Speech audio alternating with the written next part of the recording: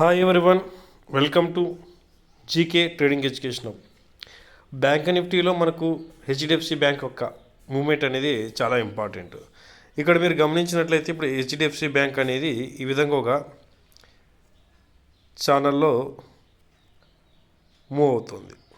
So ఇప్పటికినా ఇది కరెక్ట్గా ఈ యొక్క ట్రెండ్ లైన్కి అబోవ్ బ్రేక్అవుట్ ఇస్తే నెక్స్ట్ దీని టార్గెట్ ఎక్కడి దాకా చూడొచ్చు అంటే అప్ ట్రెండ్కి హెచ్డిఎఫ్సిని ఇక్కడి వరకు చూడొచ్చు. ఎక్కడి దాకా అంటే ఆల్మోస్ట్ ఈ యొక్క వాల్యూ దాకా చూడొచ్చు. ఇది 1767 ఫస్ట్ టార్గెట్ అవుతుంది.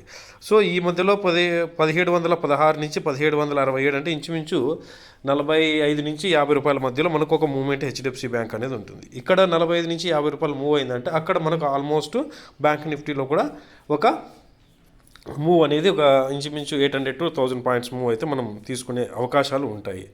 సో హెచ్డిఎఫ్సి బ్యాంక్ని కూడా మీరు అప్పుడప్పుడు గమనిస్తూ ఉండాలి. ఓకే ఫ్రెండ్స్, మనం చేస్తున్న ఈ వీడియో మీకు నచ్చినట్లయితే ఖచ్చితంగా లైక్ చేయండి, సబ్స్క్రైబ్ చేయండి. కొత్త వాళ్ళు ఎవరైనా కానీ చూస్తుంటే ఈ వీడియోని సబ్స్క్రైబ్ చేయండి. ఇప్పుడు ఫస్ట్ టార్గెట్ ఏమవ్వాలంటే 1716 అంటే 1716 అంటే ఈ యొక్క వాల్యూ అబోవ్ క్లోజ్ అవ్వాల ఈరోజు అవ్వాల. ప్లస్ ఈ యొక్క ఛానల్లోకి మళ్ళీ దిగరకూడదు, లోపలికి దిగకోకున్నప్పుడు ఏమవుతుందంటే అప్ ట్రెండ్ తీసుకుంటుంది. అప్ ట్రెండ్ తీసుకుంటే 1767 ఫస్ట్ టార్గెట్ అవుతుంది.